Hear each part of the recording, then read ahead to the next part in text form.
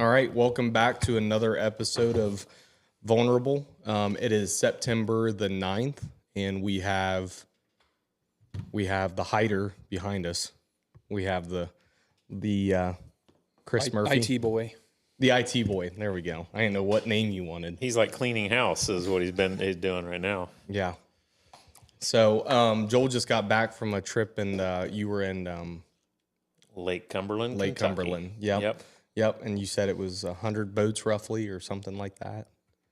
Or 100. They're not boats. They're, I mean, what do you... So it's the poker run weekend, and I should have worn my shirt. It would have told me what annual poker run weekend. I mean, there were people with shirts that said 2010, 2007. So, I mean, it's been doing it for a long time. Yeah. And it used to be, I think, an actual poker run where all these fast boats went from, because down in Kentucky, and there are a lot of places that are dry still, like places where we put in at Conley Bottom. We went and ate supper there. They said you can carry whatever you want up to the restaurant, but they do not sell it. So like you could have just taken your own bottle of wine and went up there or whatever. Wow. But yeah, they don't sell it.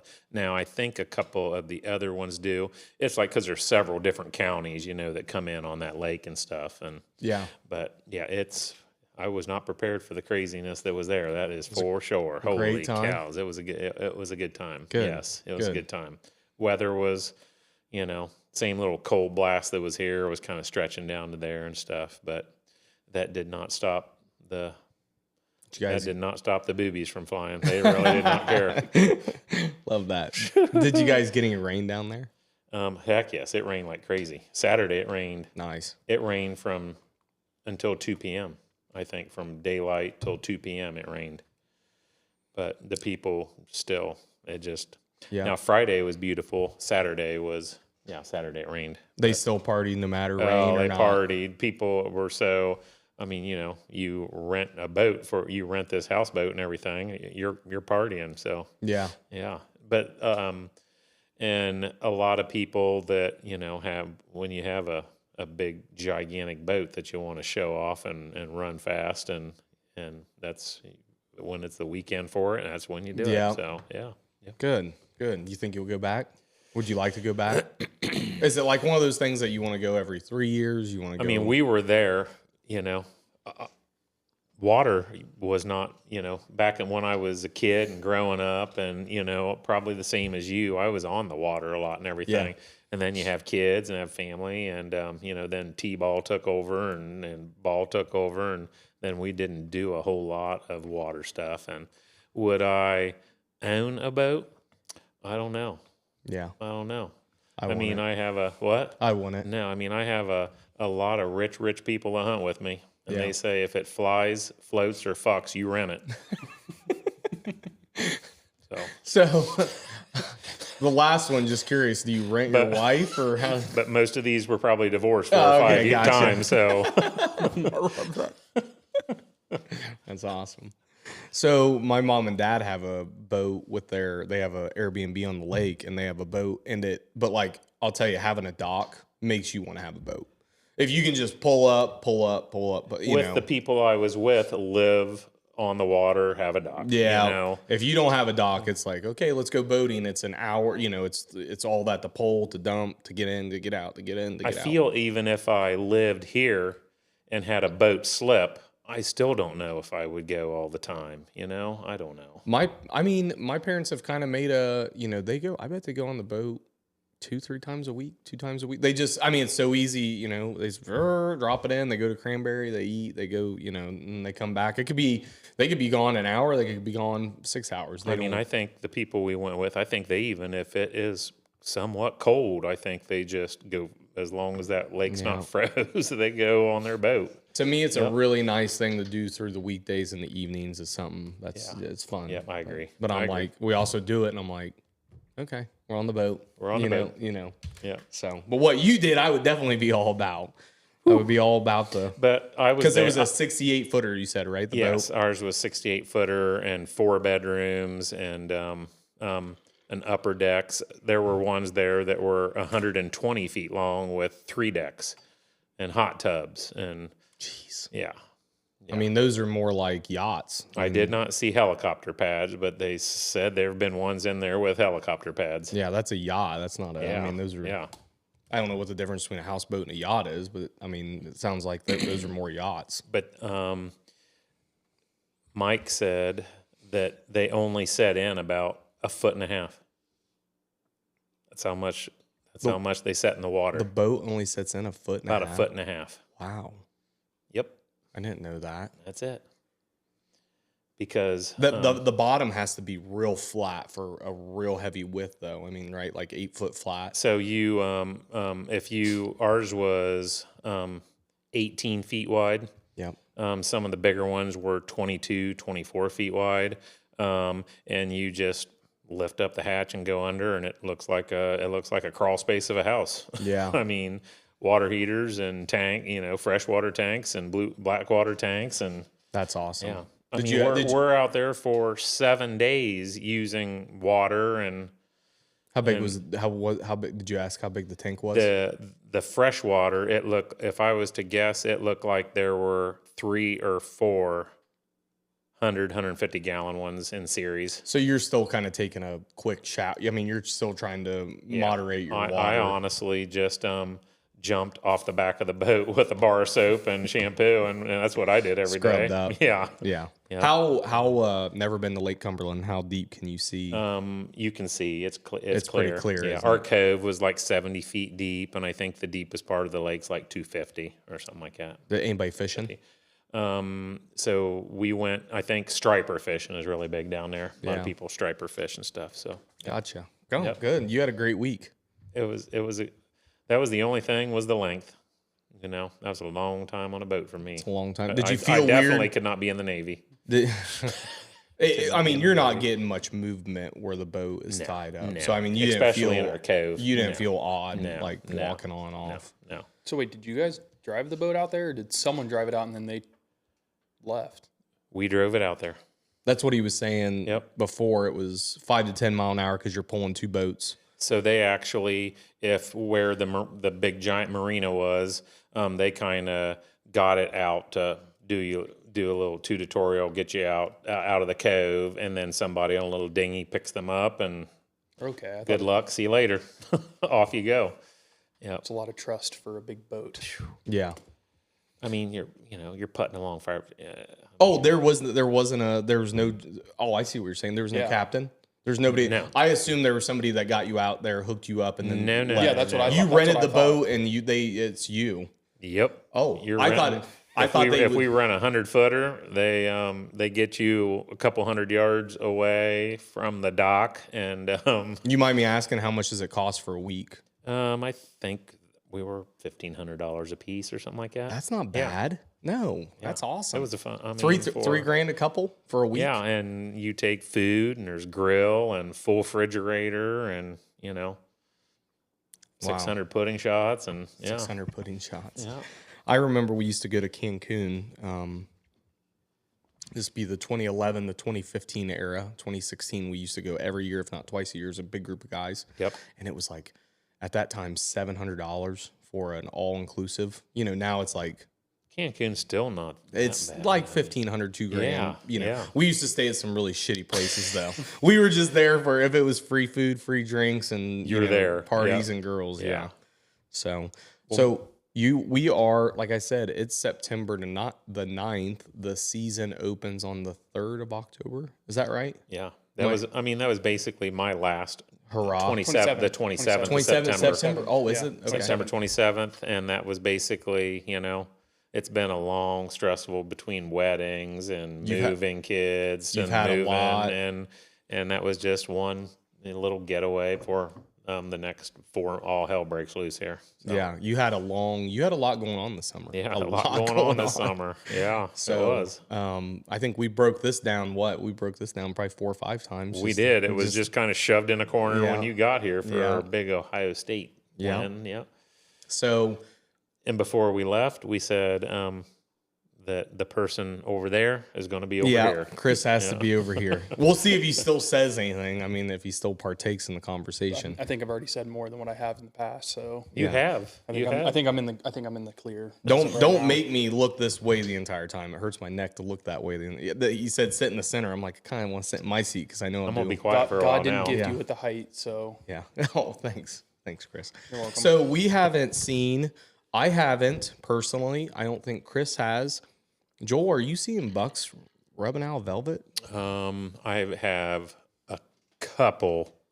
None of the big ones are yet. I mean- but there is also about 3 or 4 big ones missing in action right now, Like they potentially. which they'll probably go off for a few days while they rub out. So Why did they do that? I don't know. That's just kind Want of to be what. alone, I guess. Just kind of But, do. yeah.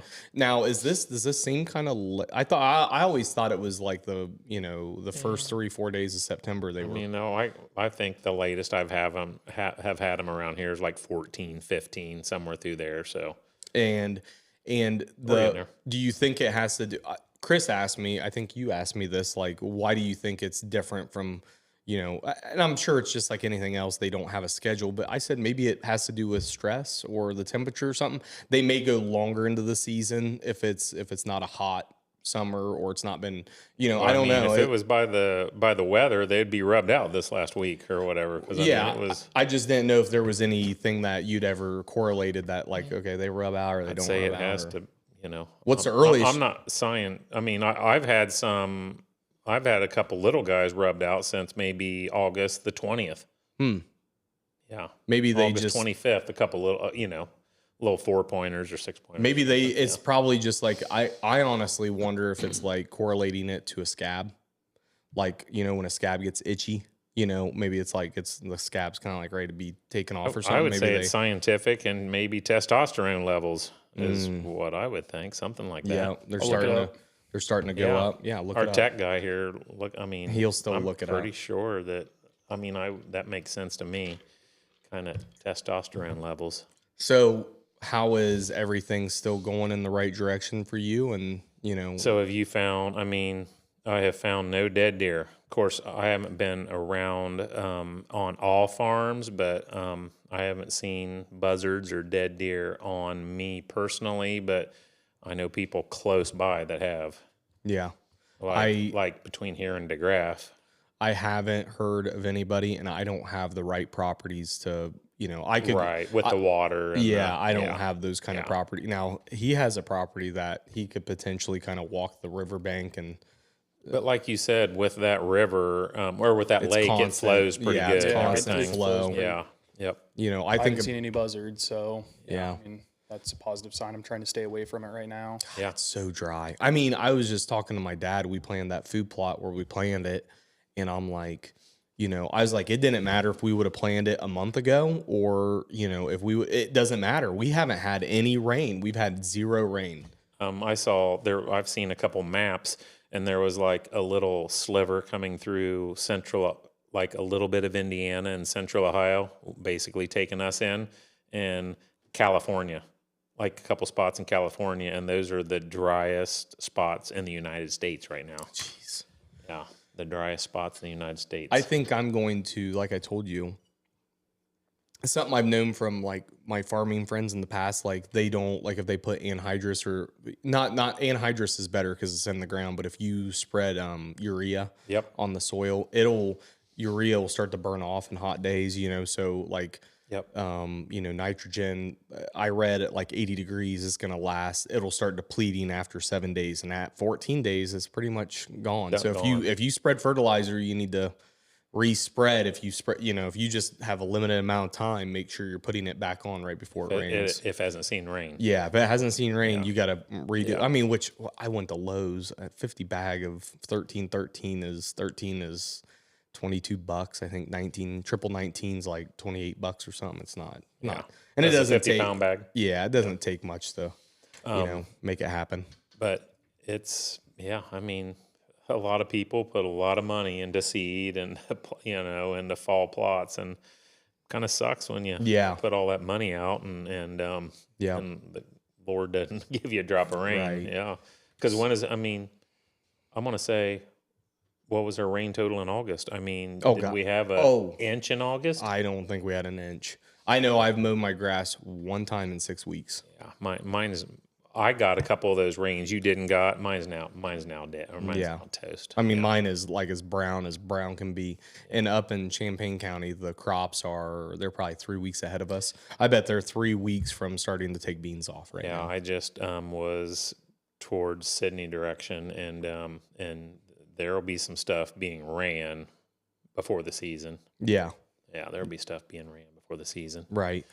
It looks like we're supposed to get rain Monday, Tuesday, Wednesday next week. I don't know what the chances are. I didn't really look that I deep did not into see it. that. I didn't see that either. I thought there was Maybe like zero chance. I like looked at the 10-day and I saw like on Sunday like a dribble. But like, we did get that. I don't know. It's a Sunday now. Yeah, on my Like a Small chance it looks like, and literally 3 a.m. Checked my phone, my camera triggered, and there was rain where I planned that food plot. And I'm like, okay, well, at least I got something, but it wasn't enough to do anything. I was 3 a.m. I'm checking.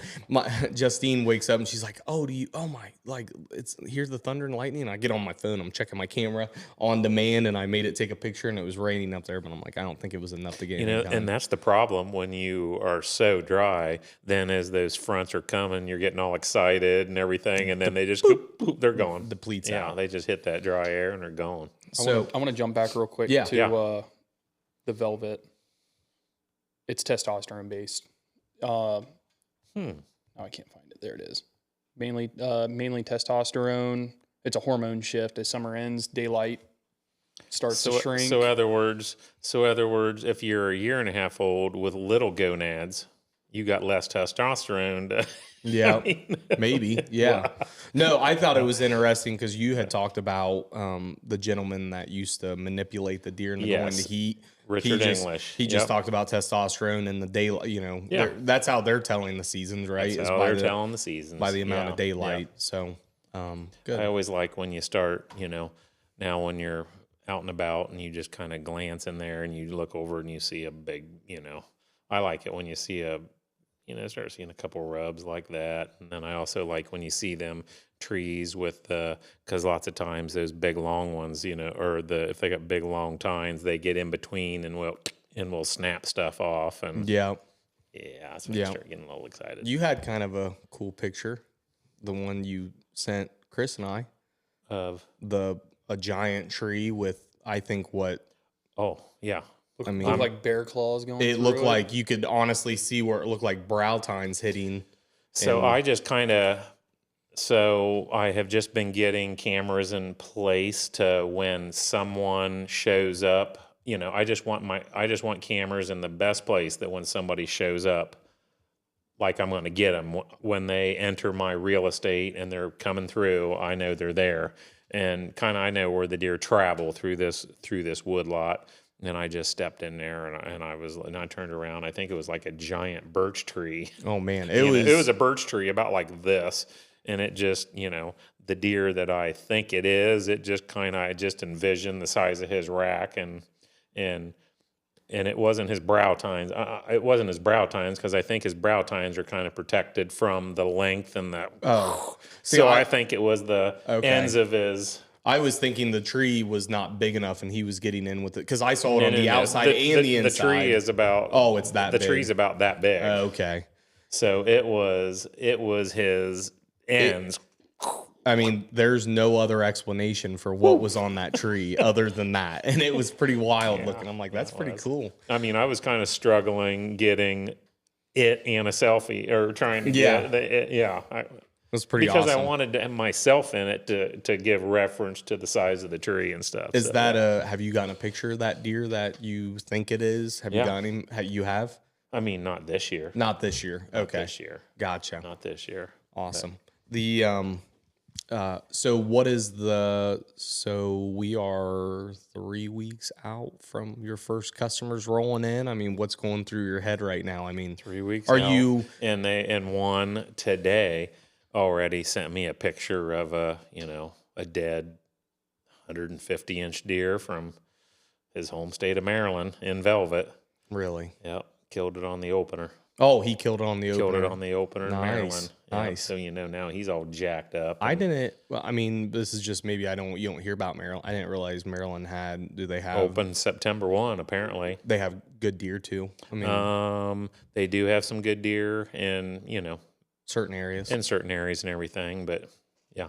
I mean, is 150 a giant for Maryland? That's a big deer. I mean, it was a big 8 as an 8-pointer. That's a big deer. That's a big deer. Yeah, I mean that's a big deer here. Sorry, 150 is a big deer. I'm thinking, inch 8-pointer. Yeah, that's a giant. 150-inch 8-pointer. The guys I know that hunt here do lots of, they're people that have businesses and they do lots of trading and stuff. Like, one guy's a concrete guy. He'll do some pouring for them or that, and lots of them are little, like a horse farm. Like a horse farm up against suburbia and places like that and everything. But corn, like the deer don't. So the one guy that hunts with me, he has crews. That's part of their work. They got to run corn bags into places and everything. And like they do the corning for him. The employees do the employees do the corning. The employees do the corning for him. Yeah, gotcha. The employees take the corn in and drop the corn for him. The employees take the corn in and drop the corn for him. There we go. And they he said the deer have never seen corn before. They're like, this is God's gift to earth. Never seen corn, and I said, my deer's got corn over here, corn over there, and so I did see the apple.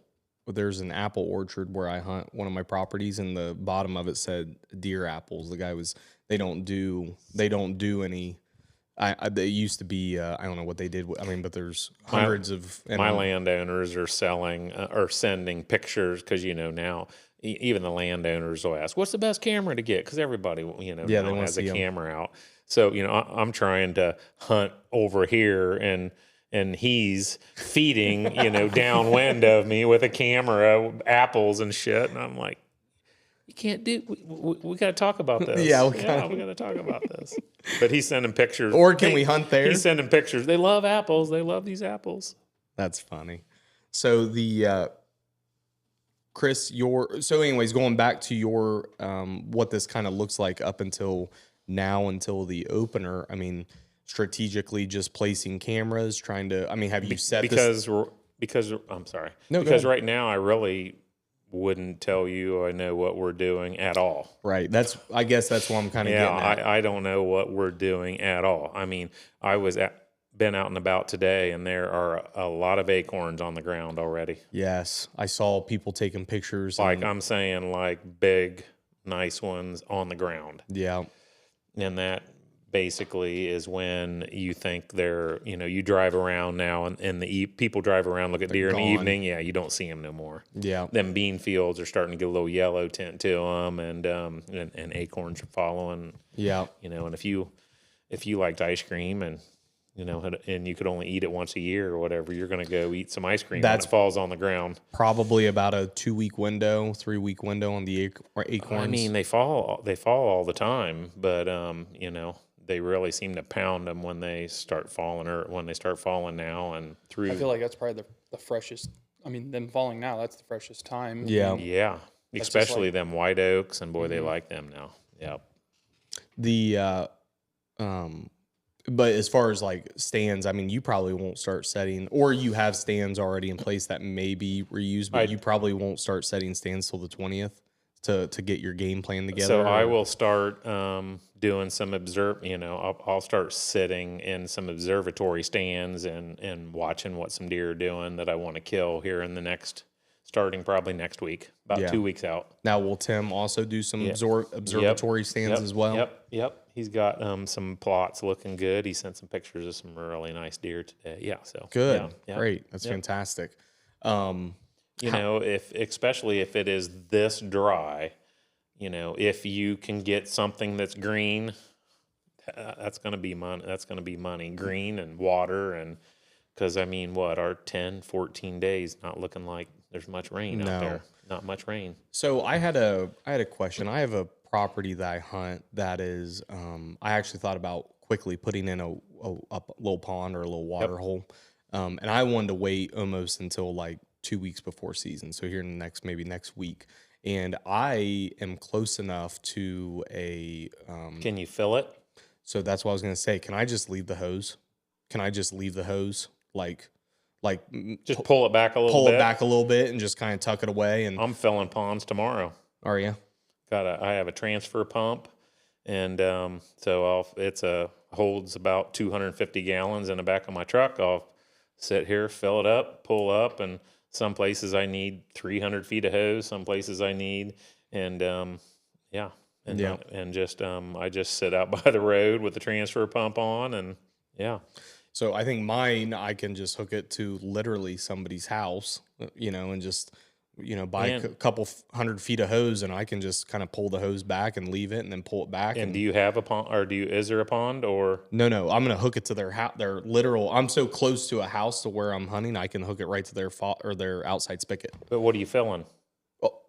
Oh, that's what I'm saying. I'm going to put a pond. I need to still put a pond in or a hole in or something. Just go to Tractor Supply and get you a freaking 300-gallon poly tank or something. I thought about, they have those 55-gallon right now on sale at Lowe's for $7.99. I thought about putting 3 or 4 of those in a square and just dropping them in and filling them up. Those just Rubbermaid tubs. My father-in-law in his woods has the galvanized cattle waterer. Galvanized, and it sits above the ground. That is correct. And they tear it up. No big deal. You think I can just set that in there? No big deal. I mean, I'd want to bury it. Me personally, I'd want it a little buried, just because it's something abnormal to them, right? Or do you not think that's a big deal? Test it. I don't want to test. We're kind of getting late to the season. I don't want to test it. That's what I'm saying. I just rather dig it and put it in. It kind of would be nice if it was. So you're saying in a deer's mind, he's gonna feel better about. Man, I feel way better that tank being buried 3 feet than it being up here. I think it's just like anything. I don't know. Maybe I'm wrong. I think it's just like anything else. You put a blind in the middle of a field versus, it just looks abnormal to them, or I don't know. They get used to it. To my point, I think I'm a little too short for that. If I would have put it in maybe in August, you don't think you're good? I'm good. Yeah, I'll just buy a tank and I'll carry it out there and I'll fill it up then. Yep. I think you're good. I mean, because that spot, there's absolutely zero water. There's no water, so I just think it'd be a good decision. Yeah. I guess you just want it that if it goes, but since you have the access to the hose, it really don't matter. I mean, you just want it that if you had something that gets down too low, that they can still drink. Probably if it was in a little bit. Correct. And if the water went down, because they will get on their knuckles, I think, and really drink. Yeah. Gotcha. Yep. But shoot, haven't you seen? I've seen pictures where people have the tank and there'll be 150 incher just hop right in that thing, like he's so hot, or it's rut, and once his core temperature brought down, he just hops in that water. I will now where my phone's sitting here and we're talking about, I'll get all those videos that, phone listens here, so I'll get all kinds of ideas. Yeah. So Chris, I think you had some questions you want to. Yeah. I mean, I had a couple questions about, we talked about the weather kind of plummeting a little bit here. I mean, for mid-September, it really should be kind of mid-70s during the day and maybe mid-50s in the evening, and now there's something now that is saying like September the 20s, the coldest of the year is what I'm seeing. Coldest of the year, like the coolest temperatures of the year coming September the 20s or something. Really? Yes. Yeah. Such an odd year, but go ahead. Yeah, I know. I mean, we've had just an odd cooler time the last couple weeks. I mean, have you seen any difference in, like, I guess both of you, like movement wise with deer trying to catch I mean, still looking at patterns on what they're doing? No, I had this morning so I must have had two hard horn ones this morning. I mean, they were 2 little guys were sparring. That's the first I've seen that, that. But yeah, I don't think the cool, definitely they like the coolness makes them active. Yes. That's kind of what I'm saying for movement wise. Like, I mean, do you feel that the cooler weather we're getting so early is kind of a negative. Yeah, kind of. It's like, do you feel it being a negative? Like they're wanting to run around a little bit more than kind of staying stationary, I guess. No, that's all based on the orbital gland and the length of day stuff.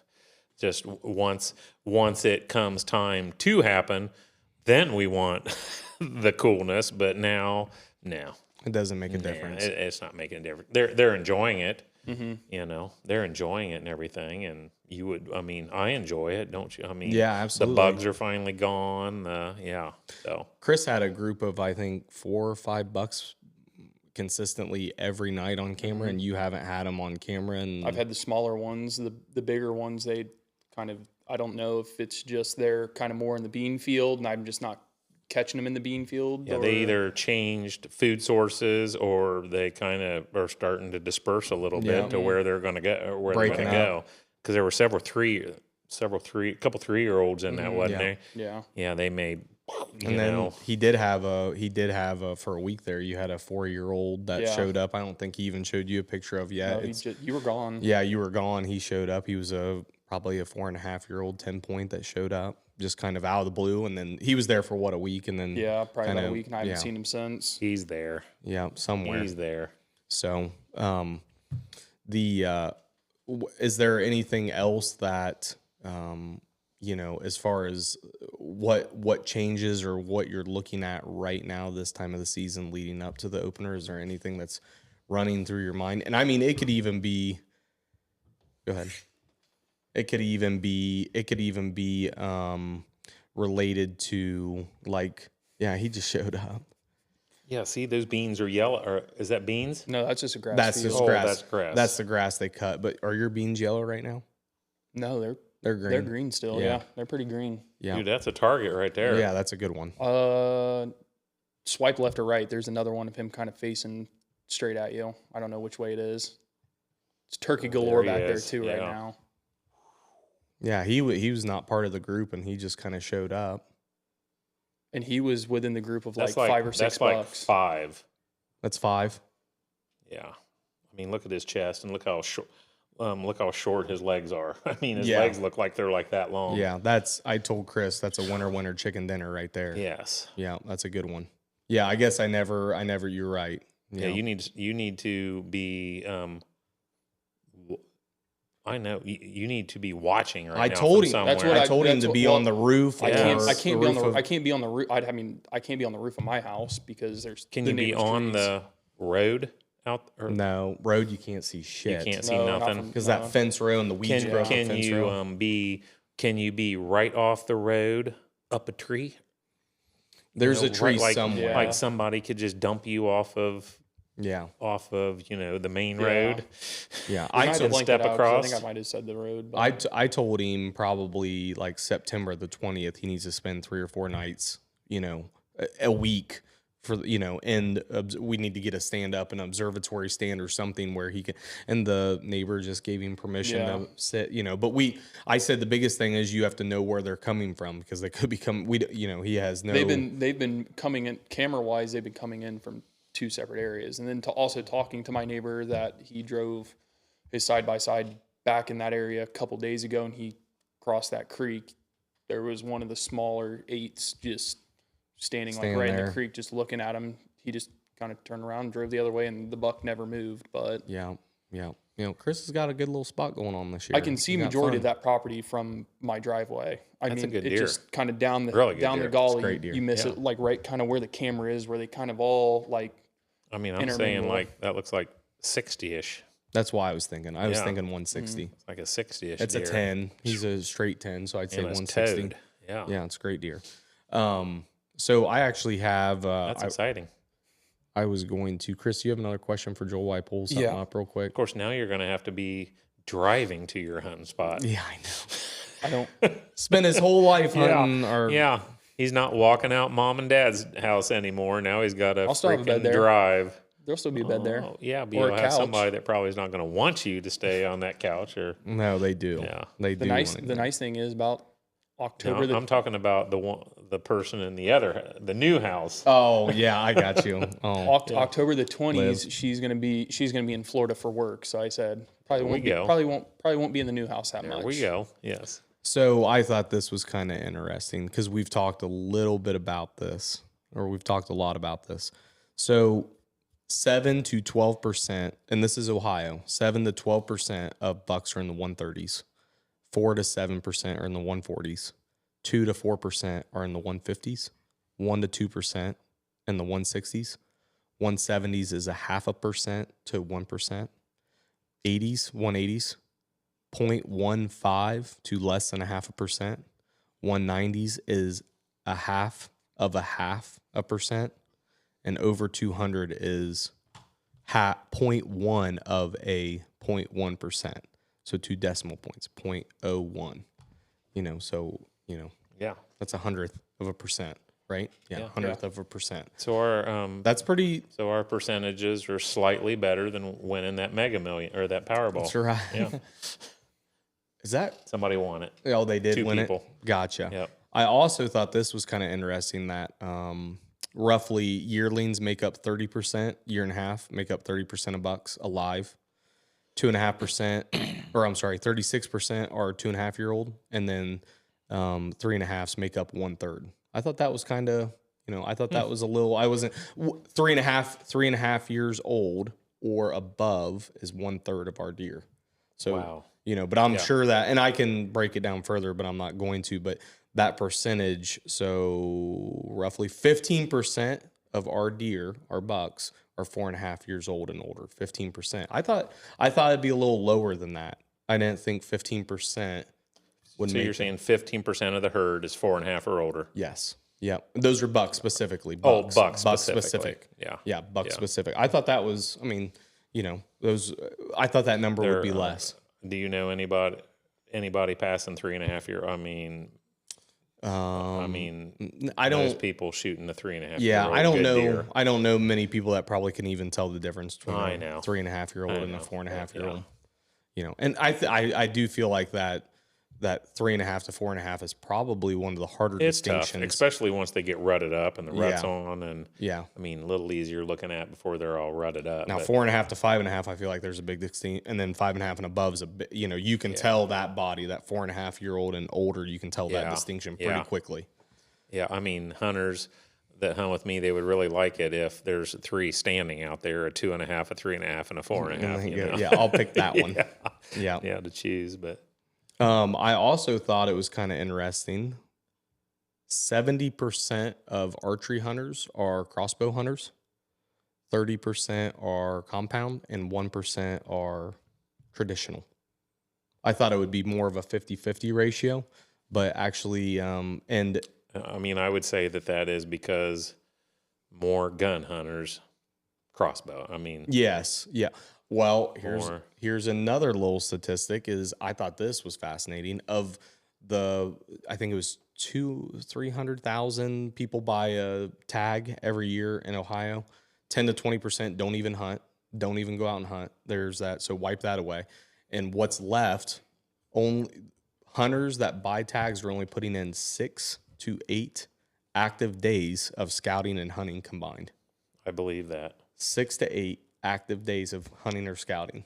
I think that's kind of more than what I would have guessed. Really? Yeah. I was like, wow, that's not a lot of preparation. That's not a lot of preparation or hunting. So here's another little fun fact: is 50% of the hunters in Ohio make up the hunters that actually kill deer. So of the 300,000 tags that are sold, 150,000 of them aren't even going to kill a deer. Aren't even going to tag a deer. Yeah. And then the other 150,000 make up that 1 to 2 deer kill range. The number's like 1.8 deer for that other 150,000. So I just thought, honestly, I hate to say this, but I almost meant like we kind of suck at hunting. People kind of suck at hunting, right? Those numbers, aren't very good numbers. Everybody has high expectations, and then their dreams go down, I guess, real quickly, or whatever. Maybe it's just like too much work, or and maybe people don't have the time or the effort. They have families, and most people are lazy. I'm trying to give them the benefit of the doubt, but it almost kind of sounds like they suck. Most people are lazy. Yeah. But we could be looking at it, give them not the benefit of the doubt, and it could be an accessibility thing, or You know, they buy a tag in hopes of going here or there or losing permission or, you know, who knows. Or they have like a wood line and they have to sit in that wood line and pray to God that deer out in the field comes to them.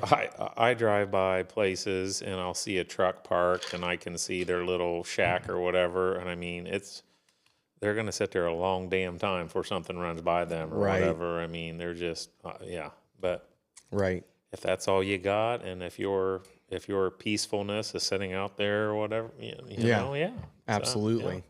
So going back to, I had a personal question, like putting in a permanent blind. If you're putting in a permanent blind, like we put one in kind of late this year, but it's tucked back in. Like you can see almost none of it. They get used to them, man. So do you put a time frame? I mean, like if you were to have a deer and you had to be in a blind and you had to make it happen, but you don't have a blind there and you popped one up, you're going to brush that blind in, right? Correct. Yeah. But like, I mean, if you had the chance to let it sit there for 2 weeks, it's the black hole. It's the black hole. It's not the blind. That's the black hole. So that's one tip for everybody. I will pull into, I basically, whenever I'm taking people, I school them and educate them on their blind hunting because some people haven't done it. Some people don't like it. Some people, because, you know, your visibility, but people want to get out. So whenever I put them in it, I say, first of all, do not touch anything. Do not go in there and start manipulating things. And, if there has been something blown in front of the hole or whatever, you can snip some stuff away. You can move a little bit of stuff, but do not touch anything. And then when you get out, do not shut the damn windows and stuff because, they're used to it. Because I have a couple in place already and I can tell they're now walking around comfortably. They've looked at it long enough that they're comfortable with it. But it is not brushing it in at all. If you could just if it was in like standing cornfield, if you could put it in and have that shoot through screen left in place or whatever, they don't pay no attention to it. So because they can't see a black hole. Yeah. It's the black hole that just boom, they just see that right now. Yeah. And have you ever heard of the balloon? Have you ever heard of that thing? I saw it on social media somewhere a couple years ago, and they said if you put a blind in something so deer get used to it is you hang a balloon where like obviously your head would be, so if they just pass through and they can see through it inside the blind, like they get used to seeing that. That's the craziest ass thing I've ever heard in my life. That is the craziest ass thing I thought it was pretty crazy to hear. I get what they're trying to say. They're saying like, now here's what I say is if it's a big area, put yours in and brush it in as best as you can, and then clear on the other end, put in a bullshit one that looks like crap. Have you done that? Keep them looking. They're gonna avoid that end. Oh, I got you. They're purposely avoiding that. Purposely avoiding. Yeah. Avoiding that. Classically conditioning. Yeah. But just put your blind in and early, and so I will. So if I have I have areas that don't have a lot of woods, don't have a lot of, I'm basically late season places that have standing beans or standing crops or whatever. And for my, at least for my gun hunting stuff, I will just, I'll just put a pop-up blind in at, now granted, these are gun hunters. I'll put them in at 150 yards, right out in the open. Really? Just okay. Right out in the open field. Yeah. I mean, they're going to see it, but they eventually, after a week or, they don't give a crap. And yeah. What's the difference between so can they tell the difference between a ground blind and a gravity wagon parked there or no. It's just something unnatural to them. It's just something that's right. Not they there. just, once they walk by it a couple times, they don't smell nothing. They just kind of, right. I just, once you, And I just kind of, because I look out at the winds, it kind of seems like we're going to have a westerly flow or whatever. So then I'll put it where I want it, and then the guy can just get out and walk out of, vacate and get out of there and stuff. But yeah, they don't pay no never mind. And I kind of know who my hunters are going to be. I got long range people. Yeah, I got guys that can shoot. So I'll just put the blinds at 250 yards or whatever and stuff. Yeah, they can sit in there with their guns on their bog pods and their So yeah, but that's gun wise. Sure. But bow. I have killed them where you put them in and hunt. I put it up and they get in it.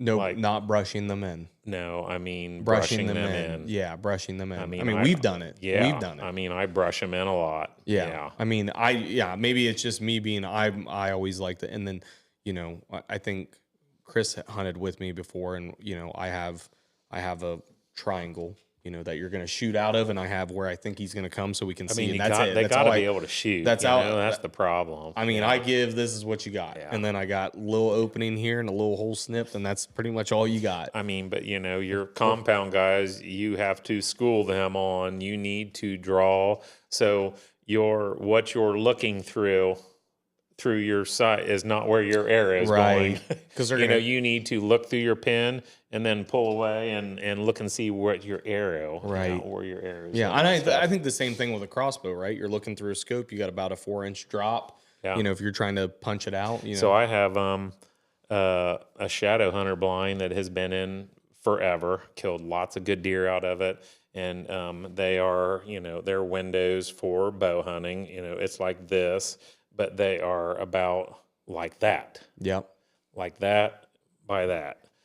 So they were 6 inches. They were 6 by, and especially come rut, if a deer's, that's not a big window. Lot. No. So I have had it hit probably 4 times. People have, I got broad hole holes, and it's been hit like 4 times. So I went in there this year, and I made it roughly 6 to 7 inches bigger. Yeah. I went in there and I cut and I added on to the slider window 6 or 7 inches, and I made it 6 or 7 inches bigger, which, that that's a lot. Yes. That is. That's Absolutely. a lot. It's doubling Absolutely. it. So hopefully it helps and they appreciate that. So, yeah. The now if you have the windows, if you have the ability, if it's a more permanent blind, you have the ability to, you have the black tinted or whatever the hell they do. If you have the ability to have your shooting window that you're going to shoot out of open, do you open it when you get in, or do you? The ones I have is all like the frames are black. There's nothing in the window. So, in other words, where you're shooting out of appears black all the time, and then they slide it over. So yes, the black is now a little bit bigger.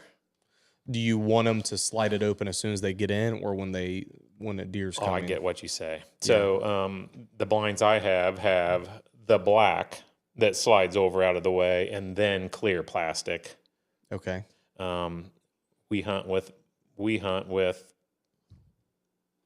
scent eliminating machines in them or whatever. We hunt with an ozonics in them.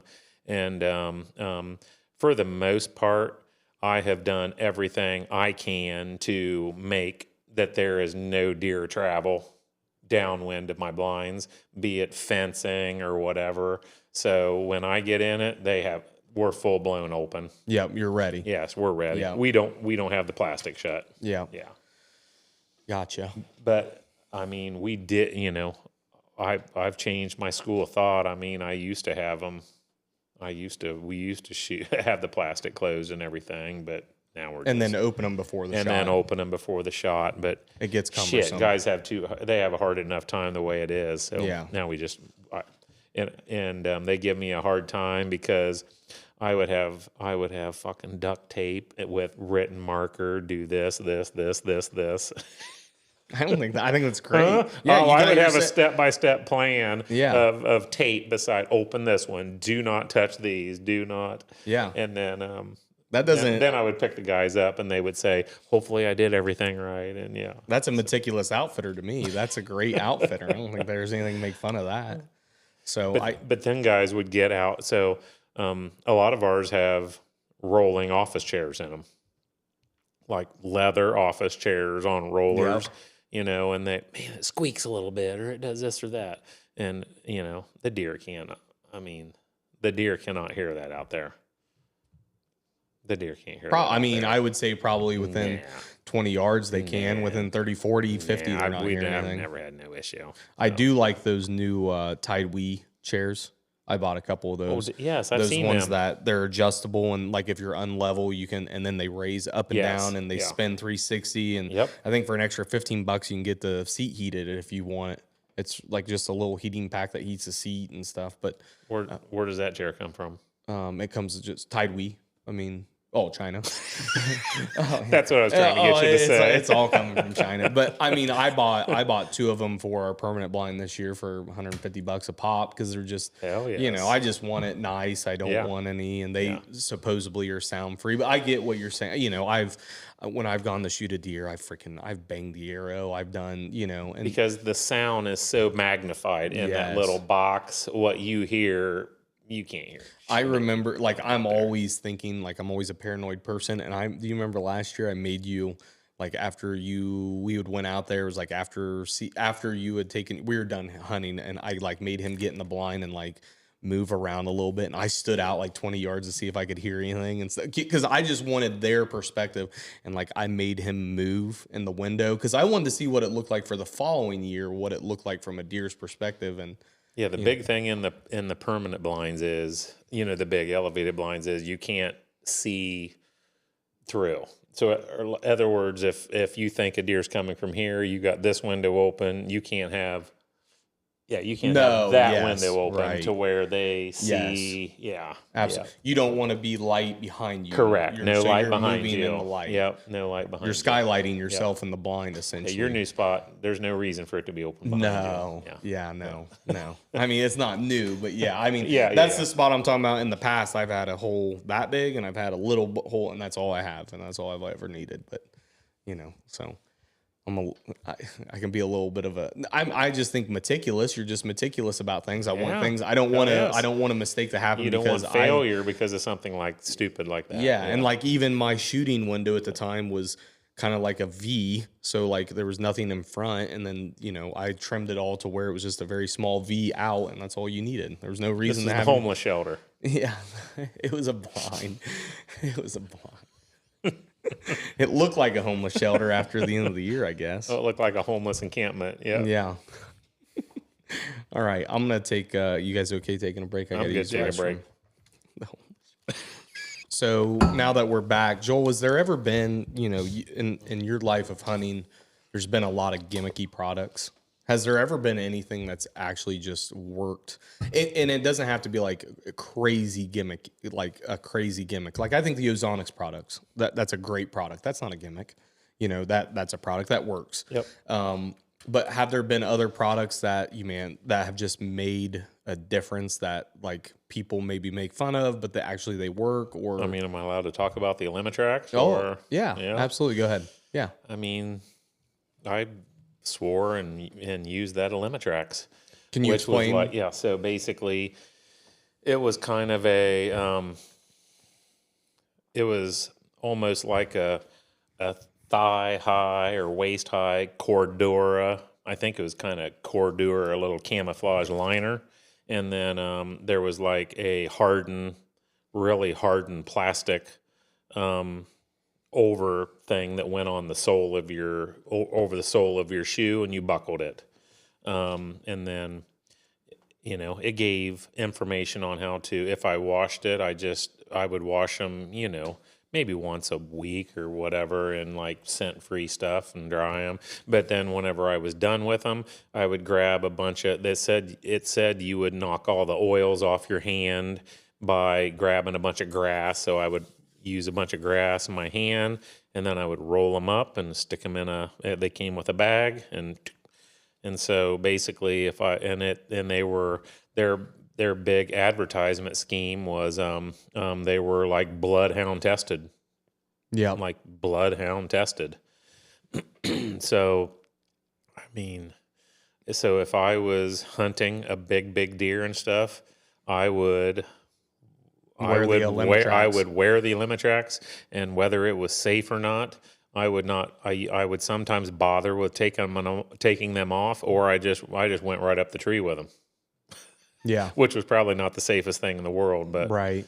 I don't know whether they didn't sell enough of them, not enough serious people, and they were out there for a while, and then. Do you think? I mean, I still have 6 or 7 pair, and I still use them. Do you think we've talked about like the scent away sprays and stuff, and like how? I don't think the scent away sprays. I think that's all gimmicky stuff and everything. I know too many people that use scent away spray their boots down and everything, and then here comes a 2-year-old follows right to their tree. Yeah, they're not spooked, but they just follow right to their tree. Curious, right? Yeah. I mean, I might try that. I might, I said I use I try not to put somebody out where if you're walking to your stand that a deer is crossing your, so I make it that if they're going to cross, he's dead. Like you're shooting him right there. But, you can't help it. And there are some times during the rut where you're walking in where I think somebody's going to cut your track, or a good chance. Right. And like I said, I've used I like the VS1, the Evercalm. Yep. And a guy he hops out, and I pick his shoe up and rub it on his boot, and I rub it on his boot. And, yep. And I've been seeing that kind of the same thing with that nose jammer product, which is kind of, I think it's just vanilla, or, just a vanilla smell or whatever, right. Kind of, and spray their boot down with some nose jammer. I wondered about, I even last year started just like washing my clothes and just hot water. I didn't even use anything. No. And then I just put them in the tote out in the garage. They're gonna smell. I mean, they're gonna smell you. It don't matter. I think about those like scent away sprays the same way I think about the scent away laundry detergent. I just think water's probably better than anything. I just use the like the hypoallergenic, just the laundry detergent that is nothing in it. Yes. There's nothing in it. It's kind of like if your kid has allergies or whatever, and the dyes and it's just a free and clear or whatever it's called, laundry detergent. And I use that, to your point, I use that, what's that? For my deodorant, I use that green. It's a zero everything. It's just I use that green. What's it Hunter called? Specialty green soap or whatever. Well, the scent away. The deodorant is not even a. It's the not deodorant. It's not a Hunter. It's not a Hunter. Mitchum, is it? Yeah, it's like an all natural. Yeah. Something like that. Yeah, and it's just like literally you can read the 4 ingredients on the back, like salt something, and it's like, okay, I'll use that. I don't use the Hunter stuff. Dude, I will have people in my trucks that smell like the Old Spice commercial. I mean,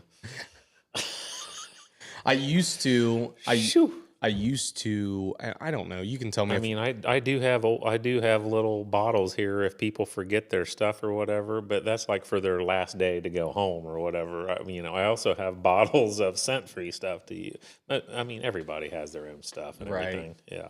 Maybe this was a silly. At one point, I used to gather up like sticks, grass, walnuts, and I put them in a plastic container. I just put my clothes in there. I used to do that when I was young too. I'd have a big container with leaves shoved in it. I don't know if that. I think you just have to play the wind. I mean, that's what I kind of come up with is I just put my stuff in a container. I wash it with hot water. I dry it. Preferably air dry if the temperature's right. The problem with all this is I think I've said before, we smell an apple pie. A buck smells glass, flour, sugar, Yeah. apples. Right. Yeah. That's the difference. So you can't beat, No. you can't really beat that. I mean, and I saw another, like you've talked about in the past, I saw another guy that talked about your breath. He's like, you want to talk about scent? He goes, you can do whatever you want through here, but your breath. I've told you what I do once. When it's quit- money time, I don't breathe through my mouth. Yeah, and that's what his point was. Is everybody's worried about their scent, but they're breathing out of their mouth. And he goes, you want to talk about a distinctive smell? Go up and smell someone's breath. What do most people have before they leave here in the morning? A cup of coffee. Yeah. I mean, that's the person they're sitting beside you, and you don't even want to really smell their breath when they're talking to you. If we can smell it from 5 to 6 feet away, a deer can smell it from 30, 40 yards away. When you see him and it's on, just breathe through your nose. Breathe through your nose. Yeah, if you're hyperventilating because of a big deer, you might pass out if you're breathing through your nose. But. Right. I'm just wondering, like, the mouth tape they have for like people that snore. You ever seen that? I have. Does that work? Mouth tape? You've not seen these videos? Like the nose strip. I've seen the nose strip. There's mouth tape. They tape their mouth shut so they have to breathe out their nose. You can still breathe through it in case you're a mouth breather at night. But like you can still breathe through it, but it's supposed to, I don't know, make you not snore anymore, I guess. It doesn't work. It doesn't work? No. Because if I don't lose 20 or 30 pounds here quickly, my wife's going to divorce me on the snoring. Because it's fucking bad right now. It's bad. I'm a drinker snorer, so if I've been drinking, I snore. Yeah, I don't snore often, but I mean, every once in a while, it's like you just snore, and I'm like, I mean, I can tell if I put on, like, if I lose 20 pounds right now, I'll quit snoring. But like, you get the fat neck and shit. And like Justine's waking me up. If I don't sleep on my left side, if I'm on my back or right side, she's bumping me 3 or 4 times a night to roll over on my left side. So this is just completely off subject. But whenever I was down there, so many pictures didn't go through. Did you get the one picture that I sent of the armadillo? Yes. Yes. Oh, yes. Okay. Yeah, it was just upside down. That was the craziest damn thing I've ever seen in my life. I didn't even know Tennessee had armadillos. Yeah, I had no idea.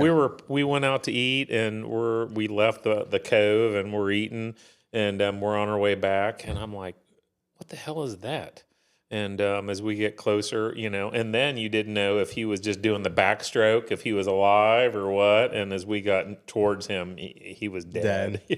I didn't know they had him in Tennessee. Yeah, but he was just all four up doing the backstroke. I zoomed in. I'm like, what is that? It took me a while to even figure. And I'm like, I think it's an armadillo. Armadillo. Yeah. Yes. It was like, what brought that guy to be dead? I mean, and it looked perfectly preserved. He was perfectly preserved. Yeah. Yes. I mean, his pecker was a wind sail, and he was just, going right across the water. I was also, we were talking about, oh my gosh. Hang on. I want to jump back to the mouth tape thing. Go ahead. Quick. The mouth tape. The mouth tape. So you got the mouth tape for snoring. I just had this idea. What if they made a mouth tape where it was like scent killing? I don't know. I don't know the logistics on how hard that'd be, but I mean, almost like there's a filter on a cigarette. You could have a dough and heat mouth tape. I think we sometimes overcomplicate it and just hunt and keep it simple, right? I mean, don't you? For some people, they might need every advantage. They might need every advantage. Jeff Foxworthy. I watched some of those videos. Incomplete Deer Hunters. Oh my God, they're hilarious. Is that not good? It is great. Or he is on the buck outfits and the. Because I watched that he was on a podcast with somebody and they brought it up again, and the one guy's like, "It is the funniest shit I've ever seen." And so I went right to YouTube and I looked it up, and I'm like, "This is hilarious. This is good stuff." Did you see the deer walk up and lick him on the? Yes. So that was our friend's deer. Yes, that was pretty. It was all cool. I mean, like, I kind of jumped around. I didn't stay on a video, but I watched probably 15, 20 minutes of different skits. It was hilarious. Shoots a deer, and when he recovers it, he's damn, people in Georgia don't go this far on vacation, and just Then he yells and tells his wife to quit cooking bacon because he can smell the bacon or he's hunting so close to his house, the smell's all coming down. Yeah, coming down, and So I saw another video talking about the people that don't enter their properties all year, I just kind of wanted to get your opinion on this. People that don't enter their properties all year on purpose, and then entering their properties can sometimes be more of a negative to hunt than it can be to. Yeah, so I mean, if you're an out-of-stater with a 250 acre lease, and so say I had a 250 acre lease in Indiana, and it hasn't been stepped on, zero activity, and then all of a sudden I'm there doing everything. Hanging that's stands not good. or whatever you're trying to prepare, and then all of a sudden, not good. Yeah, you're busting everything up. That's the reason. Lots of times, you'll be hunting a deer, and he's like, I mean, I know for sure this happens to me. I'll have a regular deer, regular, and he's gonna die. This deer's gonna die. And then I'm not taking into consideration that, 150 yards away, there's some moron 2 days before the season, Yes. doing his 8 days of. Right. He's counting. He's in his 6 to 8 day window. He's in a 6 to 8 day window that you talked about, and it's game over. Yeah. Right. That deer says, "Oh, it must be deer season in a day or two," and yes. So there is definitely. I have a couple properties with, I mean, it makes you want to pull your hair out because of all the activity on it. Like, I have landowners that walk and golf carts and this and that and everything, but I still kill big deer there. Do you think they just they get used to the human activity back there, though? They get conditioned. I mean, I think you were the one that talked about this. Yeah, my friend in Illinois. Yeah, the loop around the track. Yeah, they're conditionable. They are. But you had even told me here, I think years ago, you had told me this is like you had a doe spot that you were corning to kill does on, and you would go and the truck would drive up, you would corn and then leave, and then like by the time you got to the end of the road, you would like every time you corn, they would be there. They're there. They're there eating the corn, like waiting for the food delivery truck. I mean, if it's December, January, and I'm doing that. Is that my dog barking? Oh, I what was that? I heard something, but I thought I hit something. If it's December, January, you can legitimately, I see them standing there waiting. Yeah, I was standing there waiting. Yeah, I feel like Grandpa's property is that way because I mean he's out putting around every single day, time. And I know like there was a couple years ago when I had him throwing corn out for me all the time. He'd be putting around the back end of the property. He's like sending me videos of like 3 or 4 does, and then that week I'd go pick up a camera and I'm like, oh, you corned this day, and I'm like 20 minutes later after you text me and said you finished, there's 6 does sitting there just eating on the pile. Yeah, they're legitimately there. Very pull conditional. Away. Yeah. The had a question about the hunter groups that are coming. Is everything, or do you feel prepared for the physical, the lodge, anything that has to do with the food or what's going to be happening here? No, I got so much shit to do. It's not funny. So just, but I'll get her. I'll get everything done. What'd you say? I'm gonna get a question to tag off that. Go ahead. So you have your first group getting ready to come in 2.5, almost 3 weeks. When's your next group after that? So good question. So we somewhat talked about how I feel things have shifted a little bit. Once we get the mentality of what do we say that 80% of the 80% of the does are bred by November 5th or whatever. Yeah. So, when in the past, when you really didn't have your first rut group until October the 26th or something like that, you're like, I might be missing a little bit of the bus. So, so now I don't take a lot, but I'll probably take 4 people during October. The second. If my opener is October 27, 28, 29, 30, whatever. I think it's if I'm done by October the 3rd, then I'll take a few days off, and then I'll hunt October 7, 8, 9, 10, 11, 12, 13, right through there, and then a few days off, and then I'll hunt October 17, 18, 19, 20, and I'll do 2 and 2. And like I said, I think last year we killed with those 4 people, I'm pretty sure all 4 killed. I mean, that sounds like a pretty, And I mean, 2 are in the 180s. Yeah, that sounds like a pretty great time frame to hunt. 2 are in the 0.105 percentage. 0.1%. 0.1%. Yeah. Yeah. So, I mean, that makes sense. Go ahead. This is another question. So when you're really in the heart of this, I mean, you got rut, you got groups coming in. I was honestly thinking about this on my way over here. I was like, from a logistics standpoint, you have a group here. Obviously, you're with camp, the whole 9 yards. What do you, like, you have that next group coming in the week after. Are you're there with the first group for like the first 3 days, and are you like foreshadowing what the next week's going to look like, or do you just, they get here and How are you preparing? How are you preparing for the following week with like a new group That's coming a good in? question. I'm never here. You know, I'm always out doing something. So, and that will be somewhat also deer dependent.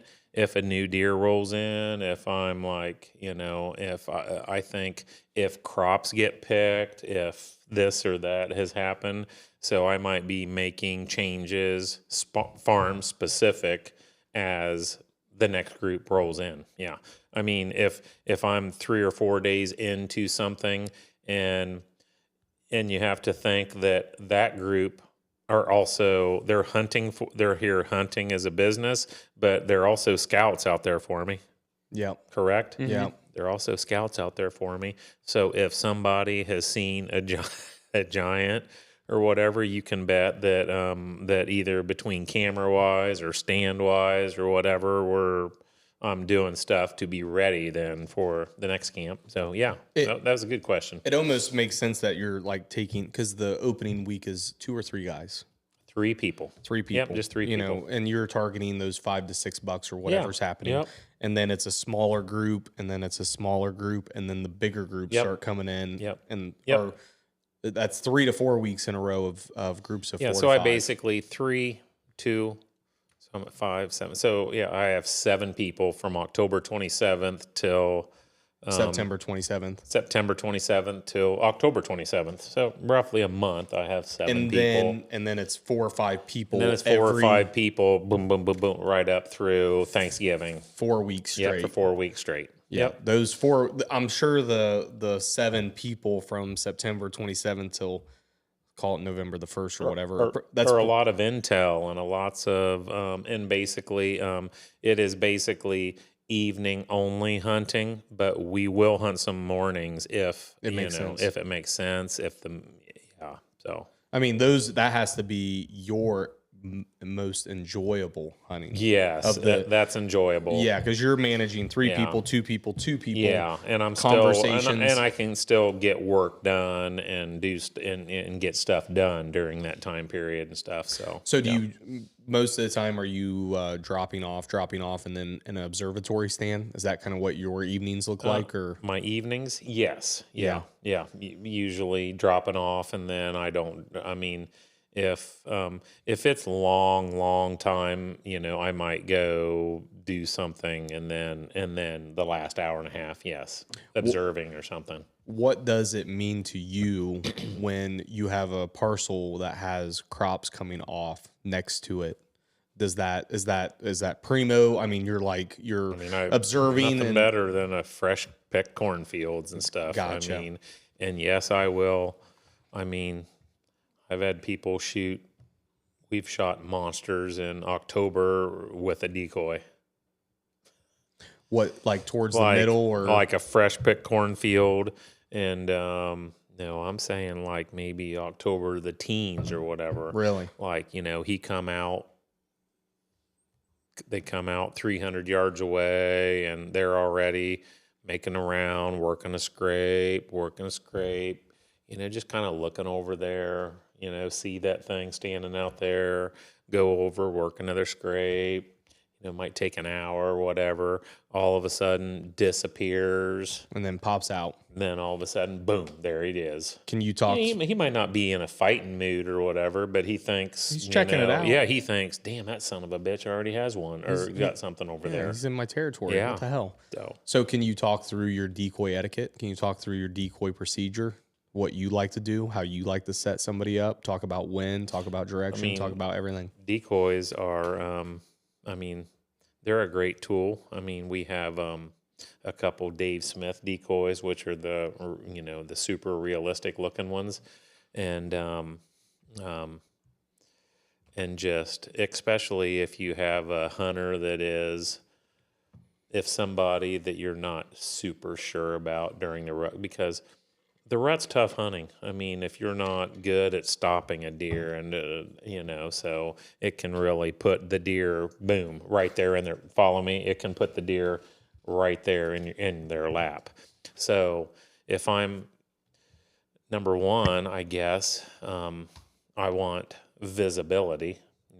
I want the buck to see that decoy.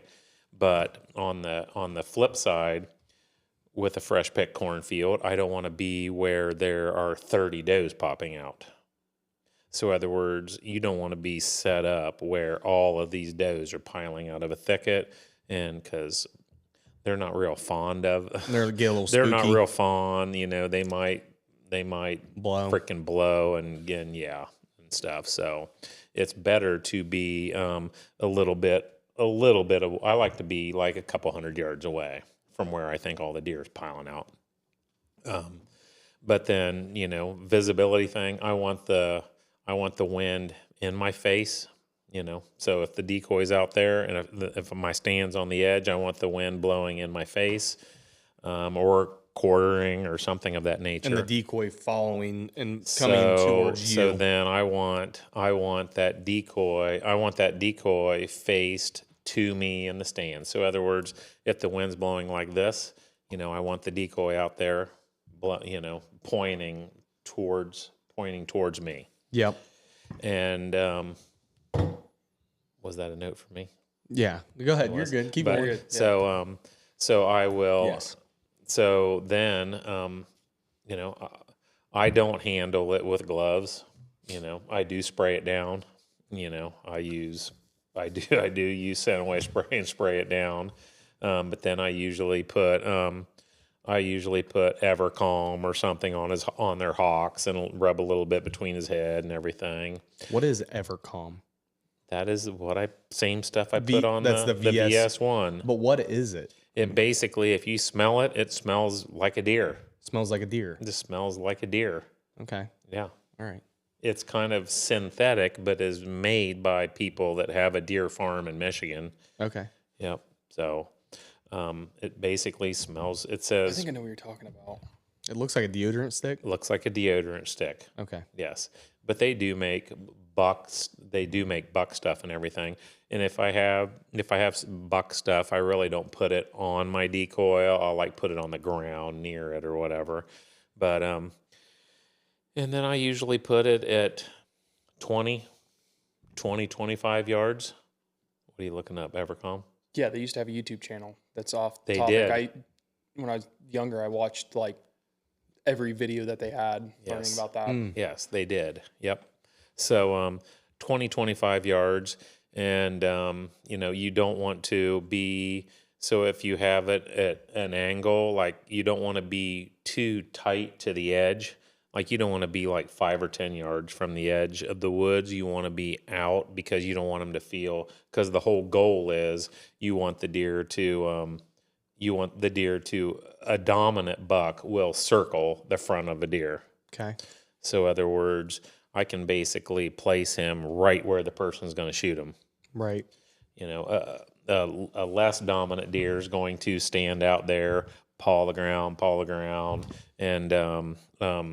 and kind of come to the back of the deer, So that's good because that's probably one I don't want shot anyway. So, but a dominant buck is going to come around and to the front of the deer. He's going to walk if you're sitting on a wood line. He's going to posture up, and he's going to go between you and the deer. He's either going to walk the edge or come out from left or right of you and walk towards that decoy. Correct. Yeah. So then he is so if he's at 150 yards or 200 yards, if he's at 150 yards, or if they start licking their lips, they're coming. They start licking their lips, they're coming. If he starts licking his nose and licking his lips or licking his nose, he's coming. Just because he's wetting up his smeller for getting ready for what's about to happen. Yeah.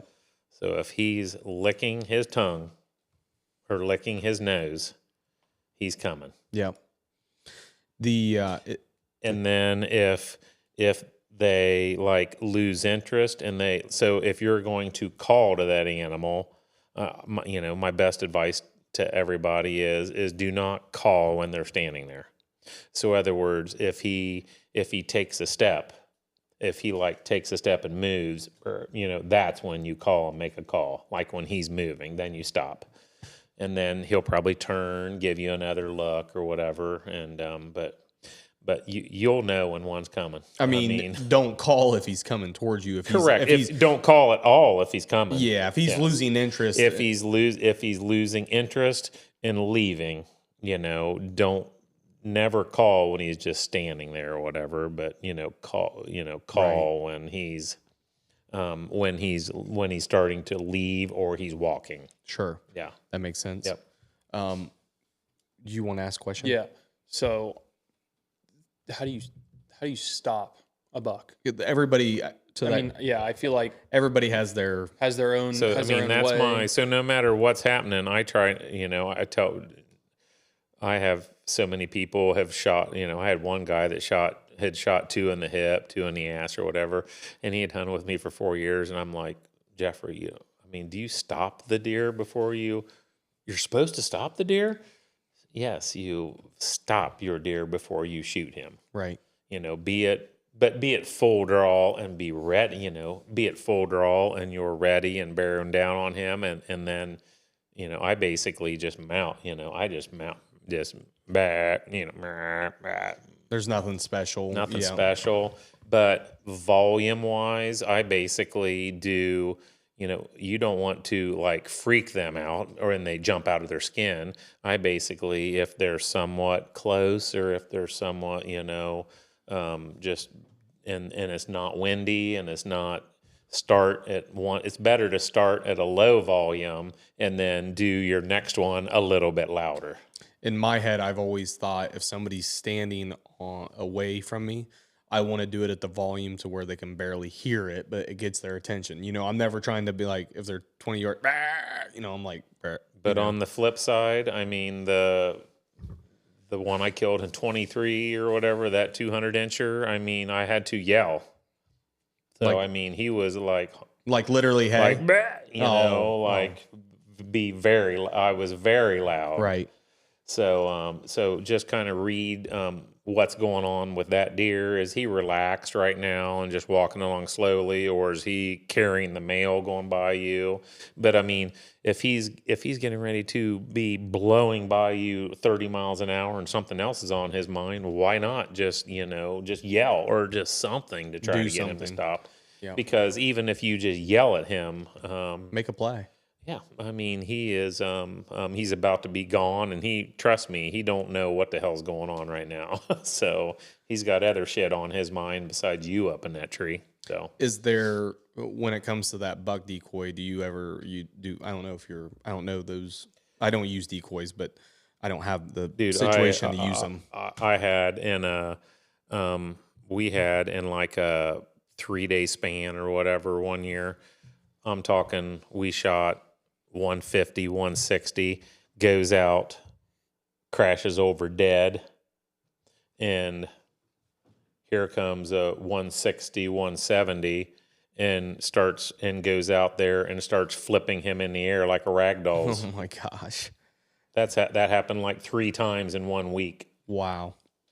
Where people shot on decoys, they're laying out there dead, and then when I go get them, there is like a 30-foot blood circle from another one coming out and beating the hell out of the dead one laying there. Yeah. I guess I don't have spots I can really use decoys is but I was going to ask, like, I've seen guys, anything to the antlers, like, do you go one antler, both antlers, small antlers, big antlers? Does that mean anything to you? The Dave Smith decoy does have, I mean, no, the antlers really don't. They don't mean anything. Yeah. So you're saying if you put in a half rack. Yeah, I didn't know if it meant anything to the. But the Dave Smith decoy does have the ears come off. So you can manipulate the ears. So in other words, if they're pinned back, super aggressive and pissed off. So if I think there are going to be now. I've used them and had less aggressive on the ears. And I mean, I've had does come out and spend an hour around them feeding, so I do have success with deer not freaking out totally, but the window, the problem is, if you're using a decoy and then here comes a hot doe out and there's a 160 incher following the doe, they're probably not coming over to your decoy. Right.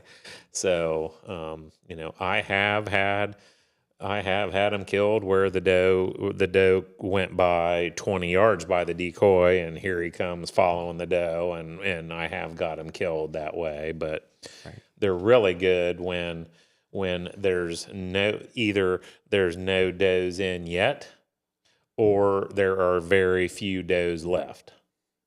Them seem to be the two spectrums that really work well. Third week of November, third week of October, and nothing. Kind of that spectrum through there. Yeah. Yes, it seems to really work good.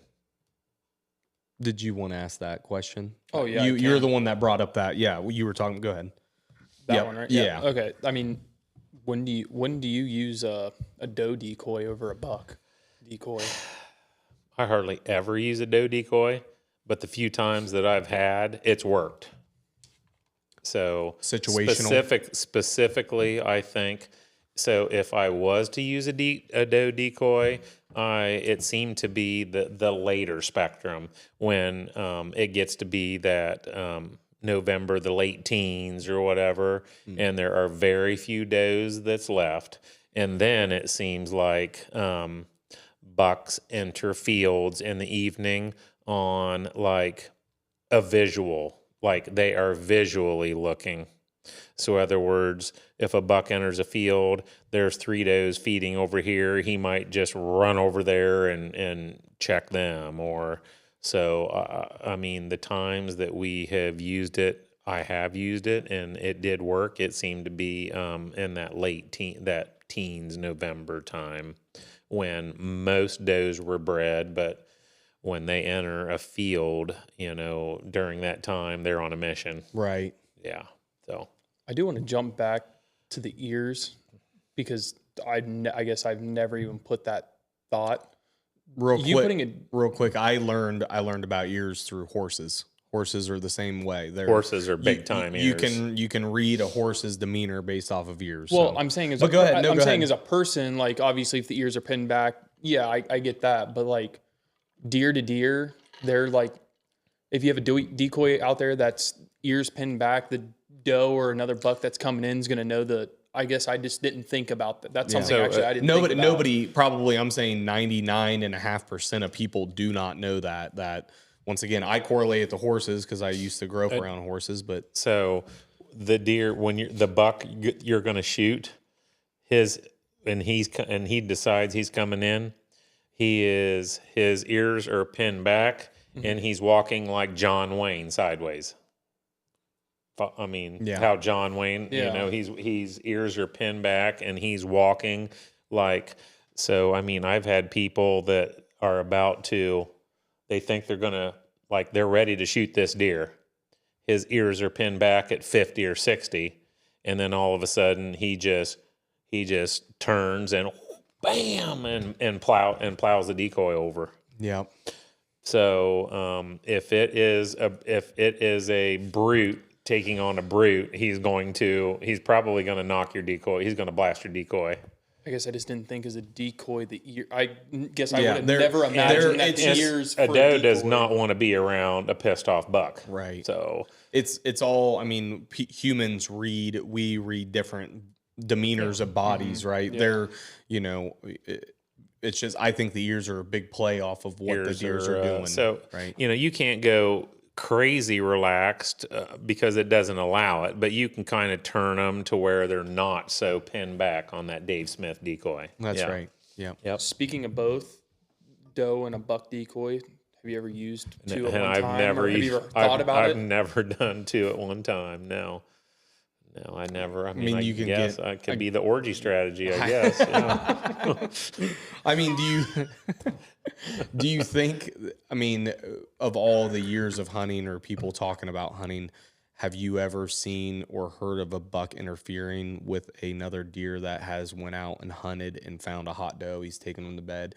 Do you think that there's, or have you ever seen it, or have you ever heard anybody talking about that communication between a buck meeting a buck that's got a doe, and he's like a fight at a bar, I'm going to take your girlfriend? I mean, I just didn't know if you've ever seen that or heard. I guarantee that it would, you know. Yeah, they're like $600 or $700 a piece. So yeah, I don't have like a ton of them and stuff. And they are, yeah. No, I just didn't. We just didn't know the strategy. I'm gonna try flock this year. Yeah, It's like duck hunting out there. we're gonna have. We'll have a fawn, a mom, and oh man, look at that sexy fawn. Yeah. We had to go all the way around the circle. Yeah, We went doe, buck. Now got a whole fleet of them out. Good. And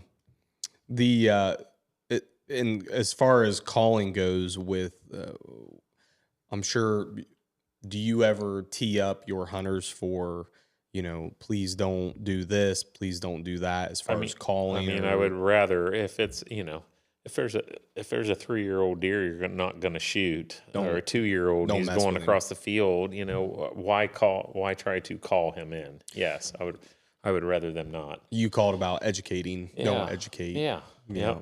I mean, yeah, we've talked about that. Yeah. But so I don't know if I've told the story that Tom Miranda and his cameraman, I may have told the story, I don't know. Tom Miranda and his cameraman were hunting with a decoy. And you have not. And I picked them up, and they they walked out, and that night the cameraman's like, shit, we forgot to take the decoy down. So I go there the next morning to get the decoy. Pieces. No, not pieces, but there were 10 circles around it, from like probably a 2-year-old or a 3-year-old that went all the way around that thing going made circles. I'm gonna beat your ass, bro. I'm gonna beat your ass all the way around that thing. It was hilarious. All talk, no smoke. It was hilarious. And the decoy stood perfectly fine. And then he would look at him and say something, and I'm coming after you, and it never did move. Twitch that ear, I dare you. That is hilarious. Yes, it had circles all the way around it. Did you, like aliens? Growing up, when you hunted a lot, did you do a lot of decoy hunting? No. I didn't think you did. There was a flambeau decoy that it looked like, you know, it weighed 450 pounds.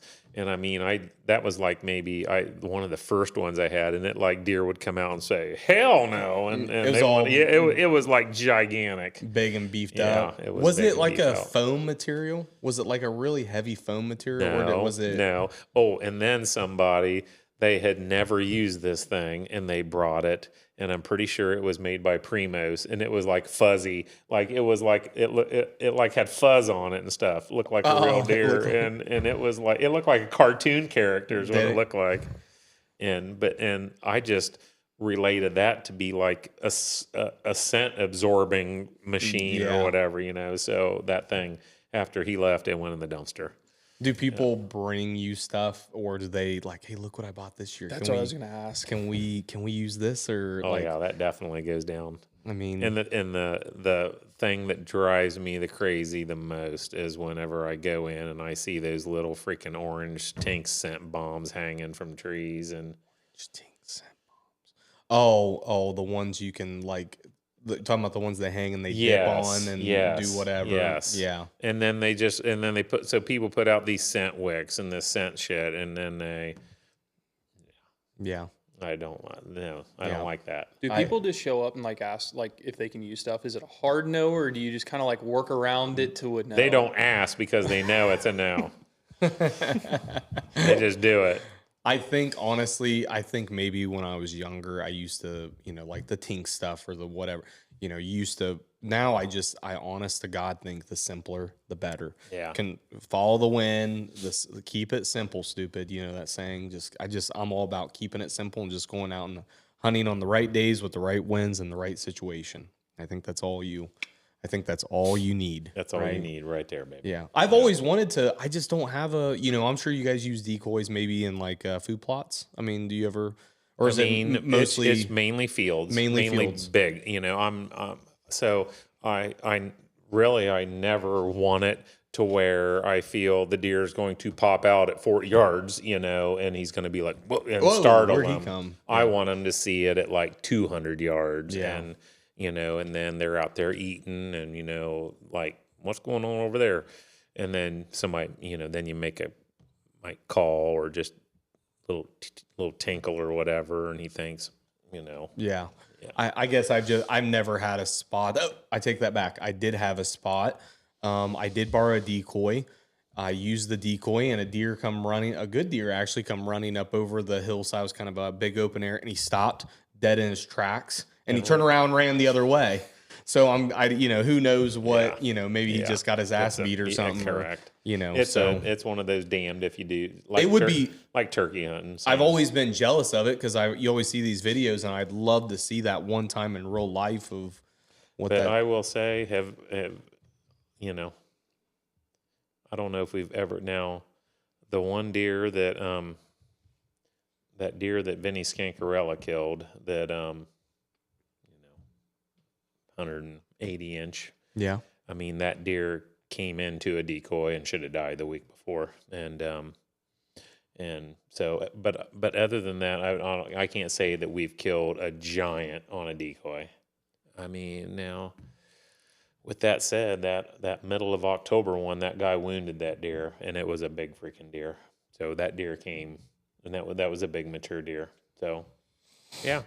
When you talk about Vinny's deer who he killed it on a decoy and you should have killed it the week before. But Vinny killed 2 weeks later shotgun hunting and the deer should have died 2 weeks prior on a decoy. On a decoy, okay. And then Vinny killed it 2 weeks later. And then Vinny killed 2 weeks later. Shotgun season. How often are you getting deer on camera after they're stuck by an arrow by a client? I mean, you hope always. I know, but is it happening? Yeah, it does. You get them back on camera. You get them back on camera? They're tough son of a guns, man. They are. They're pretty tough and hardy. Yeah. Let me ask you another question before we kind of end the podcast, unless you have any more questions. It's been good. You guys have had good stuff. My question is, oh gosh, please tell me I didn't forget the question. What's the farthest? You're getting old, Corey. I am. Coincidentally, have you ever gotten a deer? I don't know how your parcels are set up. Or have you ever had somebody take a deer the same year you got it on camera? It's just a little trivia question. Like, how far away have you ever had, like, I had that deer on camera and that deer was taken over there, or you even saw it somewhere else. I mean, how far or how big? 4 or 5, 6 miles. 4 or 5, 6 miles. I mean, that's a good distance. I will have, the deer that Vinny Scancarella killed was on my camera 4 or 5 miles away all summer on another farm. Really? In the middle, like a farm in the middle of crops and everything. And then he killed it 4 or 5 miles. And then October the teens, I'm like, I think I know that deer. And then he's on my farm 4 or 5 miles away. Wow. And then late season, I've had deer similar situations and them show up on a farm 5 miles away or whatever. Yes. So the last question I wanted to ask is these new blinds that are coming out, these ones do you have a blind preference by chance? Like just the pop-up blinds, do you have a brand preference or one that you like? ones that don't cut, because in the beginning, I used to buy the $400, $500 Primos, and them break just as good as the $150, the $100 ones. So I'm basically, they're about a 2-year throwaway thing. So I just try and get the $120. Now I've really been liking the Muddy with the they're like little slider rails on the side, and because the ones I hate the most are the Ameristeps with the little black bungee thing that, like, you got to put the little black loop in or whatever when you don't have glasses, when you like, you can't even, and then you end up tying them in knots to get tight enough and stuff. The slides are fantastic. But the little Muddy sliders are pretty nice. I like them. Well, two of those. Is that I what had you those like? last year. Yeah. Yeah, I like them. The homeless shelter. But I really don't get the complete see-through shit. That's what I was going to ask you about.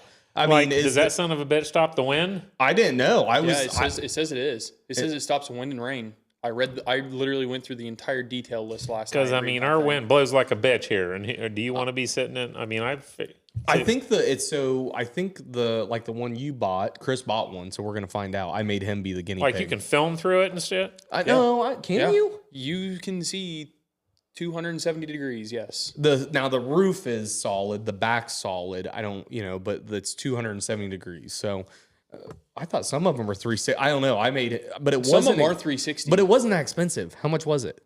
I paid $85. You paid $85 for this. I paid $85, 270 and degrees. It's a 6x6 normal 6x6. Now, mind you, I had two options for the thickness of material. I'm guessing maybe to break wind a little bit. I mean, maybe wind does go through it. We're gonna be out there. It's gonna be freezing ass cold. I can't wait. Well, we're gonna be nuts to butts in there anyways. So I guess the main thing from a business standpoint with me is the zippers, in and out zip, It's a magnet. This is a magnet. Pull open and pull shut. Because I used to leave. Because freaking zippers always bust and shit. Somebody used them one time, and then you go in there and what happens is they try and, if you watch some people, if they're a large person, they struggle getting in and out of blinds. I kind of struggle to get in and out of them. I don't know if you're calling me. I'll watch people, and I unzip it and go in head first. I see people; it's like a freaking backup alarm, beep beep, while they're trying to back into that son of a bitch. I'll just freaking roll in. I almost want them to get on the chair and me set the thing over them. would be the best, but. Yeah, we'll let you know. Do some field testing on that thing. I mean, and this brand is very nice. It's that Tideweed brand. I mean, they're like, I think I'm seeing them everywhere. They're blowing up. The clothes are inexpensive. We'll have to see. I don't know. I have a referral code now. Yeah, referral code. Oh, yeah, I got the account. What are you looking away for? What, you don't like it? No, I love it. The $85. I mean, I love $85. Yeah, and he told me the dimensions. It's the exact same one of the Muddy one I bought last 60 year. 64, 50. I think it's 58. So. The inside 6 feet. Floor, and 58, 58. But it sticks out. I mean, it kind of bubbles out a little bit on the side. So it's 72 by 72. And then 58 square. Oh, in the phone. Yeah. I told him, I said, just as long as it's 60 square on the inside, we can, if we're both sitting in it, like if I want to film him or whatever, I just want to make sure we can both get in it. So, no. That was it, guys. That's all I had. Miss you guys last week. Yeah, I did. I missed you too. It was kind of a long. I didn't know you were gone. Yeah, see, he I had no idea you were gone. Saturday, we're here for the Ohio State Texas game, and I'm like, so what day we gonna do? He's like, I'm on vacation, or Lisa told me I'm on vacation, and I'm like, Joel, you on vacation? He's like, yeah, I told you that. I told you and Chris that. And I'm like, I don't think you did. And so, but like I said, it's definitely a vacation. If you have a wife that don't want you looking at titties, it's not a good vacation. For you. But if your wife's cool with it, if she's taking pictures of them and stuff herself, then it's a good vacation. Yeah, good. I love that. For everybody that has a wife that doesn't like their husband's looking at titties, I mean, if you have a jealous wife, it's not a good place. It's not a good. That was not a good vacation. So good. All right, great episode, everybody. It was. I had fun. Yeah. Bye.